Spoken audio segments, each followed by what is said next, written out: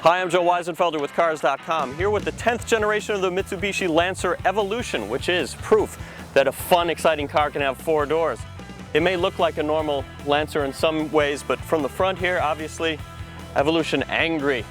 If you drive like a smart car or something like that, you're going to want to keep it away from this general area here. And whether you like all the aggressive elements here and there, like the hood scoops, they are functional for cooling purposes.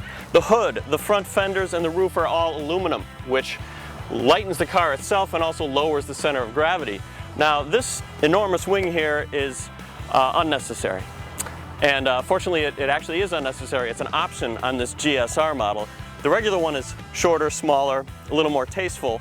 Now, before we go driving, one thing I've mentioned many times about this particular car is the seats. They're Recaro sports seats. They're nice, but the driver's seat doesn't have a height adjustment, which in terms of comfort isn't a great thing. But I've also found in this one, I was wearing hiking boots, and I just could not get full extension on the pedal itself, so I had to move the seat farther forward than I want it.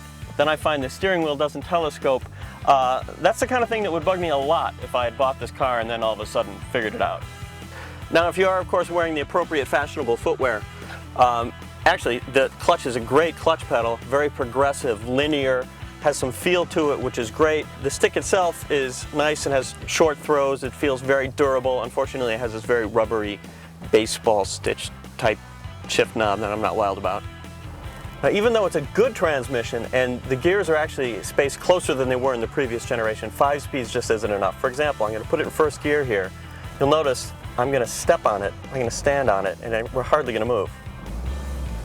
I'm flooring it right now. Now, take 2.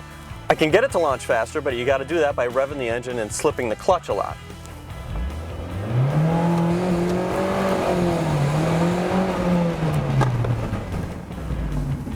Faster, yes, but you're going to pay for it in clutch wear. So things are a little tame at the lower RPM. You hit 3,000, things start to get interesting, and then torque peak at 4.